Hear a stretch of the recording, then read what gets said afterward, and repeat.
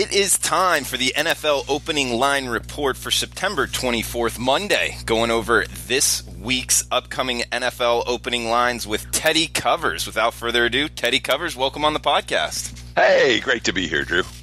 Great to have you on. Excited to get your opinion on all these NFL games coming up. Also want to let everybody know about your NFL and college football success here. 20-10 run, 67% up double digits for the clients and yourself. How's it feel?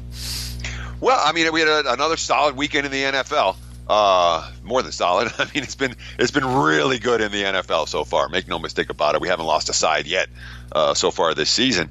College football was a great start, and then I had a really crappy day on Saturday. I had Illinois on Friday night, which was pretty frustrating. Obviously, one of the tougher beats that you'll take, and that rolled into Saturday. It was a disappointing day on Saturday, but you know what? When the dust cleared and all said and done, we bounced back on Sunday. I feel really good about this week's college card for what it's worth. And as you mentioned, 20-10 for the campaign. I really can't complain too much about that, although I'm still mad about what happened on Saturday. It is what it is. But I'm I'm hungry and motivated for college football this week. Let's just put it that way. Hey, losing days are going to happen, Teddy, but you stay hovering around 60% or even more in this case. Nothing to shake your head out. Teddy, any quick thoughts on tonight's Monday Night Football game? We got 489 Pittsburgh at 490 Tampa Bay, 54 the total. Looks like Tampa Bay laying one at home. Any quick overall thoughts on it? It really is a fascinating game when you think about the concept of where this point spread should be. Okay. Pittsburgh was -4 last week prior to the game. So we've seen a 5-point move on this side based on the two teams last week. That being said, if you made power ratings just on 2018 numbers, Tampa's not laying one here. They're laying 4 or 5, maybe maybe a touchdown. They're certainly bigger favorites than they would be if you don't factor preseason expectations into the equation. So when it comes to where this line should be, markets are having a nice tug of war. I've got a pretty strong opinion. That's why I'm in action on tonight's game. Total wise, 54.5. This game's been steamed up just like last night's was. Last night's opened in the 51, 52 range, closed 56, and over was never in play in that contest. It was a field goal fest, and the Patriots offense didn't work. Tonight's total 50. Now we're looking at 54.5s out there. We could see 55 by kickoff. Who knows how high it'll go? But of course, the nuance behind tonight's game a little bit different than last night's game. It's not like Tom Brady facing his former defensive coordinator. It's two offenses that are in pretty good rhythm against two defenses that have a whole lot of question marks. All right. And, make sure to check out sportsmemo.com for Teddy's play on tonight's Monday Night Football action. He is 7-0, 100% NFL sides year to date. Teddy, let's get right into this NFL opening lines. 101, 102, Thursday night, Minnesota, LA Rams. Looks like, LA laying about 6.5 across the board. Not really seeing any sevens. 49.5 the total. NFL opening line report right at you, Teddy. Yeah, okay. So as I do every week, what we're going to do, we're going to talk about what the opener was. We're going to talk about what the look-ahead line was. These are lines that were bettable last week on all these games. And I'm going to give you my power rating number for every game on the board as well. And we'll try to figure out where these lines are going to go. The goal of this report is not to handicap the games. It's to predict where these lines are going to move. So do you bet to now? Do you run to the betting window? Do you hold off and wait until later in the week? That's the goal of what we want to accomplish today. So Minnesota, LA line, look-ahead line was 5. My power rating number is 6.5. The current number, 6.5. I don't know this gets to 7. It might, but I think at 7 there will be legitimate buyback. The wise guy's going to like Minnesota plus 7. That's a good defense. And for as poorly as the Vikings played in a no-show game yesterday, the ultimate no-show, a look ahead to LA coming off the overtime tie. They had nothing, and it showed from the get-go. That's not how we're going to grade Minnesota. That being said, the Thursday night teams continue to struggle, and the Rams are clearly power rated as the best team in the NFL right now off the win against the Chargers yesterday. I've got them as the best team in the NFL by more than a couple of points. So we're certainly not going to see a whole lot of dislike of the Rams in this game. But at 7, there will be wise guy buyback on Minnesota. That's why I think it's 6. Sits at 6.5. Total's been bet up a little bit. I don't think it's necessarily going to go up a whole lot more, but the Rams have certainly been pretty explosive offense through the first couple of weeks of the season. Teddy, Sunday's 1 o'clock slate, starting off with an AFC East matchup here. First place Miami Dolphins at New England Patriots. Looks like the Patriots laying 7 at home, 48 the total. Yeah, look-ahead line was New England minus 9.5. My powering number is New England minus 7. I'm disappointed. I was hoping I was going to see a powering number, we see a betting market number that was different from my powering number. But, the Pats now off back-to-back losses, and that's not something that's happened a whole lot in the Belichick era. And look, we all saw it last night. We saw a New England offense that didn't work. We saw Tom Brady look old. We saw what happens when you double-team Rob Gronkowski on every pass possession in the current Patriots offense. New England, it didn't work last night for the Patriots. And, of course, now, I'm not going to call it a short week, but they played Sunday night. They return home to a stadium where they've been pretty darn good against a Dolphins team. I mean, I had a cash with Miami yesterday, and they made all the big plays in that contest on both sides of the football. But the Raiders controlled the flow of that game. Miami could not get off the field defensively, and the injuries on the Dolphins' defensive line may well be a factor. That's a very thin unit right now. If New England can figure out a way to move the football,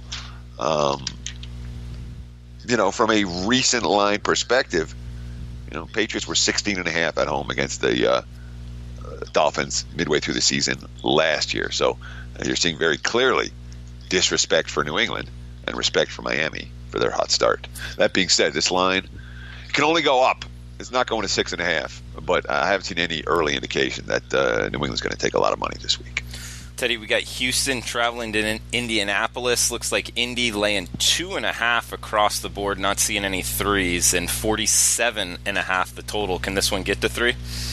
And we're not seeing any indications that it's gonna right now. The look-ahead line was Texans minus 2.5. My powering number is Colts minus 2.5. That's where the number is right now. And there was a lot to like about Indy's performance in Philly yesterday. Most notably, it's the second straight week that Colts defense has looked good. Getting stops, getting pressure, capable.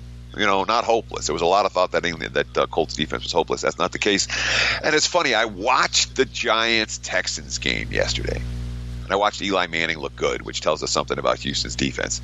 But I was taking notes like I do every week, and my notes are like, what happened to Deshaun Watson? And then I look at the box score at the end of the game. He throws for 380 yards. I'm like, that's not the Deshaun Watson I saw. He doesn't feel like the same QB right now. The market's starting to react to that.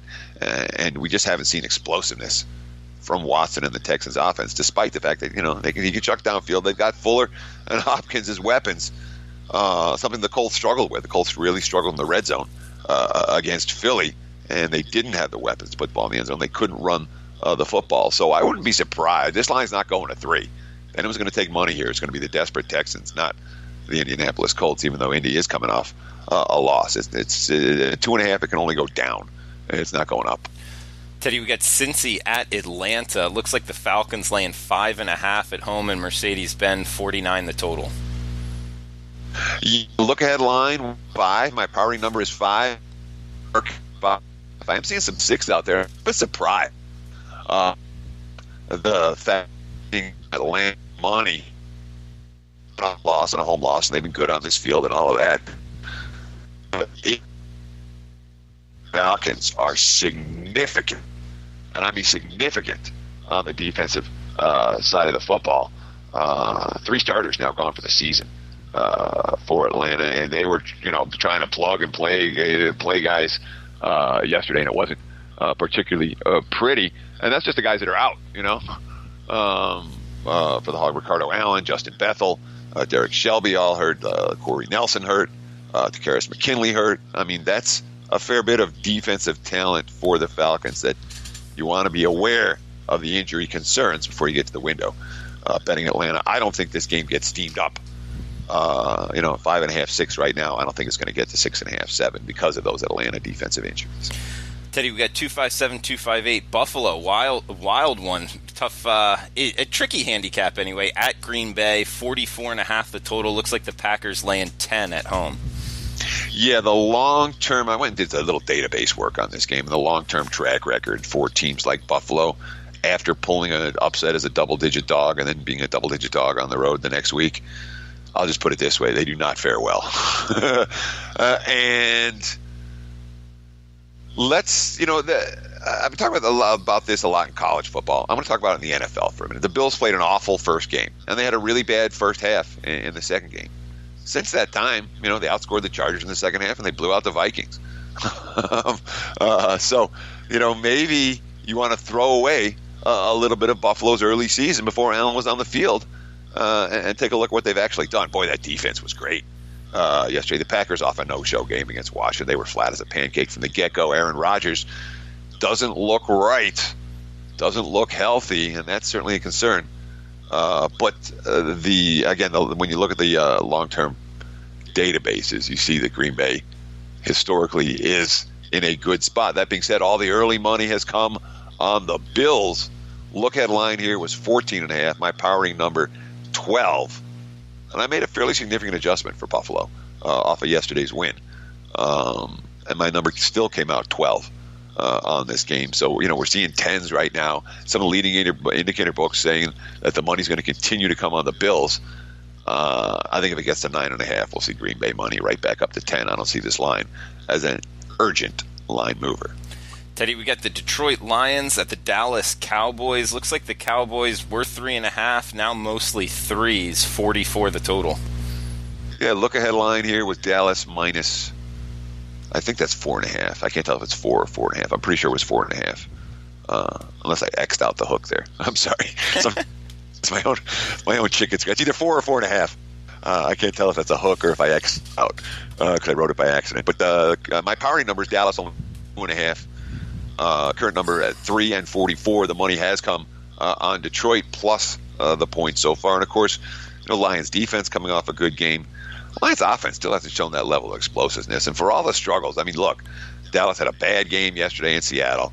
Zeke Elliott had, a penalty that took away a touchdown and then a fumble late in the game as they were driving that saved the under and doomed the Cowboys' chances. He was pretty mad about that game. It's a bounce-back spot for Dallas. But when it comes to offensive weapons, look, the Lions have them.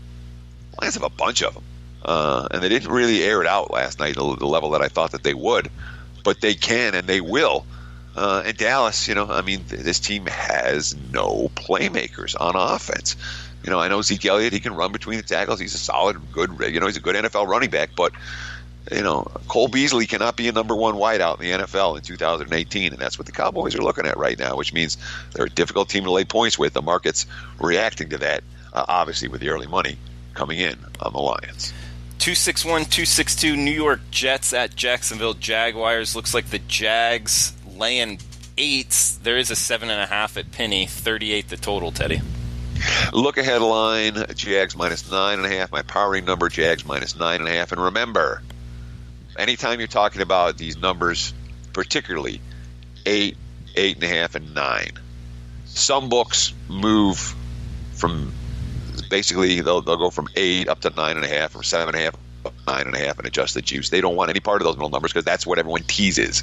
So when it comes to teaser liability, books are very aggressive around this particular point spread range because teams like Jacksonville fall into the math equation of what a good teaser is. Going through all the key numbers 7, 6, 4, and 3. You're going to see sometimes it's 8 and then a little bit of money and boom, it's up to 9.5. So be aware of that. That being said, all the money here has come on the Jets so far. I don't necessarily disagree with that, even though my powering number is higher and the look-ahead line was higher. Jets coming off, they've had back-to-back really tough spots. Short week off a big win on Monday Night Football, and then a very short week with travel heading to Cleveland, and then they had to face a quarterback they didn't prepare for. Now they'll have extra time to prepare for a quarterback who they know who it is, but of course they'll be facing a Jags team that is not likely to be amused off their performance on Sunday against Tennessee. But, Blake Bortles is who he is. What I say last I said, like that every week. The Jaguars go to the Super Bowl. And of course, the next week, Bortles couldn't play like that against the Titans. So, for Jacksonville, a team that the market's not real comfortable laying big prices with, despite their Super Bowl capabilities, this line more likely to go down than it is to move up. At least that's what the early money is telling us, and we've seen a fair bit of Jets money already. Teddy, we got Tampa Bay at Chicago, seeing 2.5s in Vegas, but not much offshore. You want to talk about this one or pass? Oh, yeah, just real quick. Look headline here, Chicago minus 1.5. Excuse me. My powering number heading into Monday Night Football, Chicago minus 2.5. Even if the Bucs look dominant tonight and blow out Pittsburgh, I still think the Bears go off as a favorite in this ballgame because it's going to be a real tough spot for Tampa. And if the Bucs look awful tonight, the Bears could easily go off as 3 or higher in this one. I'd be more inclined to take Chicago at the current number because I don't think that Tampa's going to go as a favorite. The markets will not like the spot for the 3-0 Bucs traveling to Soldier Field on Sunday. We got 265, 266 Philly, Tennessee. Looks like the Eagles laying 3 on the road, 42 the total, Teddy. Yeah, here's your emergency betting alert. This line's going up. Pittsburgh's getting a 3. Philly's getting a 3.5. Philly might get the 4. Mariota's not right. Obviously, for Tennessee, he came in. I'll give the Titans credit. They won a game in which they scored 3 field goals, which doesn't happen very often in the NFL. And their defense, their defense really stepped up. They defend. They've had a lot of success defending Blake Bortles in recent years, and did it again last week. But I bumped my Eagles power rating up significantly off of Wentz, and I know Wentz wasn't sharp yesterday, but Philly felt like a different team with Wentz behind center. And once he gets his rhythm, this line can only go up. So if you like the Eagles, I'd bet them sooner rather than later. I just saw the first 3.5 out there just now, and I would expect that'll be across the board within a matter of hours. So it's 3 minus 120 pretty much at a bunch of shops. So you would say jump on that now if you like the Eagles. If you like Philly, bet them today. Bet them right now. That line's not coming down. That's Mr. Teddy Covers for you. We've got a couple left here, Teddy. 267, 268, the 1 o'clock Pacific games now. Seattle at Arizona. Looks like the Seahawks laying 3 on the road, 37.5 the total. Yeah, look headline with Seattle minus 3. My powering number is Seattle minus 4. We'll have to see. I believe Arizona's going to go to Josh Rowe. Sam Bradford had to get benched. Bradford had a pretty rough second half in yesterday's game on the heels of having a pretty rough game in L.A., on the heels of having a pretty rough game week 1. He's not the answer for Arizona. Of course, Josh Rosen came in and threw picks on his first 2 drives, and that's that. So the markets... I'm not surprised to see the Seahawks as favorites, and I'm not surprised at all. I'm a little bit surprised to see the Arizona money come in so far. Again, this was 3.5 at a couple spots, 4 even at Bookmaker, and then it's pretty much down to 3 everywhere. There's not a lot of love for Seattle in the markets, and coming off their first win going back on the road, they feel a little fat and happy. From a Seahawks, the market's at least seeing a fat and happy Seahawks team that's not a team they're excited about supporting in this road chalk roll. Teddy, we've got an exciting team here. The Cleveland Browns at the Oakland Raiders. Looks like 45 the total, with the Browns catching 3 on the highway. Yeah, a lot of money's coming in here on the over initially. And in theory, I agree with. If you had the under in the Dolphins Raiders yesterday, that's a brutal beat. Yeah, thanks, man. Yeah. Thanks. That was my single play in the NFL. Oh, shut up! Really? Oh yeah, check the recap page. Oh my God! That's as bad. There were some tough beats this weekend in college. In the NFL, that was by far the worst beat. So the dead nuts under the whole game, and then a broken play, 75-yard touchdown, followed by the let's kick a field goal so we can try the onside kick to get the touchdown afterwards. To have that game sneak over. That was really tough. And my condolences for that. That being said, we're seeing over money here. And it's a Raiders team. They didn't execute in the red zone yesterday. They haven't pushed the ball downfield with a lot of big plays. But, boy, Carr is in some nice rhythm. And Oakland's offense looked good yesterday. Not in the red zone, but they controlled time of possession. They moved the ball up and down the field. There was a lot to like about the Raiders offensively in that contest. And obviously the Browns with Baker Mayfield, he's not Taylor. Tyrod Taylor's a check down Charlie. Mayfield's going to take his shot. So the market is already betting this one up and over. If you like the over, get involved sooner rather than later. Teddy, on to the 1:30 Pacific start. San Francisco, LA Chargers. Looks like the Chargers lay in 10 at home. There are a couple 10.5s, kind of teetering between the two numbers. 47 the total. And my apologies. Look ahead line for Raiders Browns was 2.5. My powering number has Oakland minus 4.5. And yes, I have moved Cleveland up significantly from the start of the season. The Browns, all three of their covers look very, very good so far. A 3-0 ATS team. For the Chargers and the Niners, we know we're not going to have Garoppolo this week. I've not yet seen if it is an ACL/MCL as someone with a 49ers under ticket, under 8.5 wins ticket. I am not sorry for Garoppolo's injury. I'm going to make money off it. So be it. Look at line was 4.5. My powering number is 9. I made I think a 5-point adjustment for San Fran. That's probably not enough. The market will adjust more. CJ Beathard, who came in and threw a nice pass, got called back on a penalty, but he came in and threw like a 4th down pass. It was a touchdown and all that. But the bottom line is the markets aren't going to like this guy. My powering number was 9, the opening number of 9.5, bet up to 10, and there will be additional Charger money. The markets are not going to swing to San Francisco with CJ Beathard behind QB. If you like the Chargers, bet them sooner rather than later, and the total of 47 may well go down. I don't think they're going to expect the 49ers to score a whole lot of points this week. CJ Beathard, huh? The old Iowa Hawkeye? Yes, sir. All right. He is the new San Francisco 49ers starting quarterback. Good for him. Hey, we'll move down the line. 273, 274. New Orleans Saints, New York Giants. Looks like the Saints laying 3.5 on the road. 50 the total, Teddy. And look ahead line here, Saints minus 3. My powering number is Saints minus 3. And the markets are Saints minus 3.5 / there's some 3 out there. I think it stays 3.5. There's a couple places here in Vegas you can find 3s right now, and if you like New Orleans, I might get involved in that regard. I mean, Saints defense didn't do a whole lot. They tried to lose the game, but Drew Brees was pretty special yesterday. Oh, one thing, New Orleans, we always think of New Orleans as this team with like 50 different pass catchers. This year's squad isn't that way. Michael Thomas and question mark.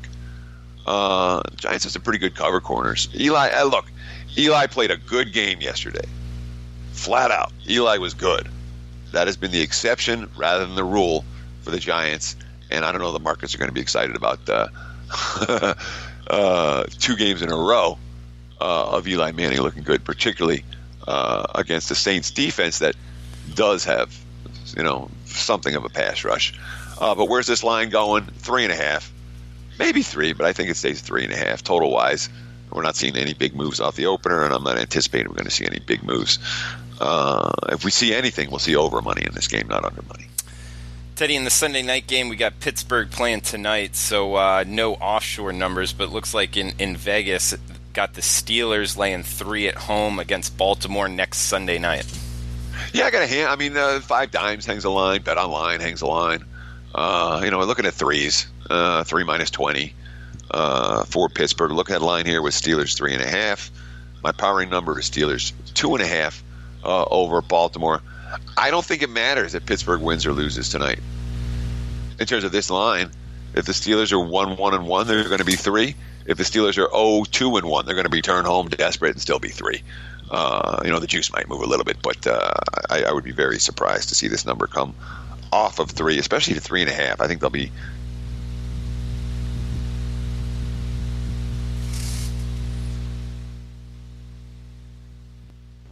My opinion of tonight's game to get advantage on next week's games. If you like Pittsburgh, boom. You take Chicago for next week and maybe take the Steelers next Sunday night.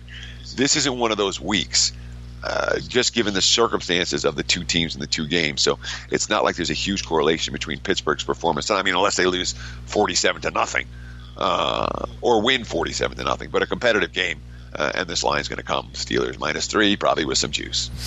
Teddy, under the Monday night game, Kansas City at Denver. Looks like the Chiefs laying 4 across the board. Actually, a 3.5 at Pinnacle right now using the Sports Memo odds page. We got 55 the total. What do you got on Monday night's game?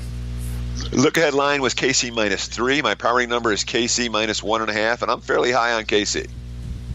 So that tells you where the markets are. You know, KC is the public team this year. The public's in love with KC. They're playing on Monday Night Football, and betting markets know where the cash is coming. Now, Kansas City got the job done again yesterday. For now the third straight week where they've won and covered, and the teams that are putting up points and generating headlines will, tend to be value problems with those squads. Unfortunately, that's the case for KC. But note the total of 55.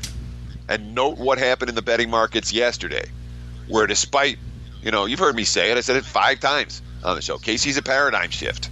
The Chiefs' offense is different in the NFL level, the same way that the Rams' offense, or the greatest show on turf in '99, was different. And at that point, the betting markets didn't like any NFL total above 48 or 49. And you bet St. Louis over, and they were the St. Louis Rams back then. You bet them over every game for the first 8 weeks of the season. Greatest show on turf. You cashed every ticket. So here's KC. The betting markets don't like totals above 55. No siree. Chiefs are a paradigm shift team. And here's under money coming in on the 55. 54.5 at the leading indicator books. I don't think the Chiefs' offense is going anywhere. Obviously not easy to hang 30-something on Denver. Well, Baltimore moved the football up and down the field against them yesterday. But as a public team, the Chiefs will take, without Penny's got 3.5. 5 times it's 3.5. This line's not going up off of 4. I'm fascinated to see what this total does. I'm certain there will be quote-unquote sharp money on the under. I don't think there's any sharp money, personally, on betting Chiefs unders right now. It may be winning bettors long-term, but Kansas City's a different type of team. And it may take a while for the markets to recognize that. I think there's value betting the Chiefs over the total every single week until proven otherwise. And I'm an idiot for not having them on my card yesterday. KC over the total.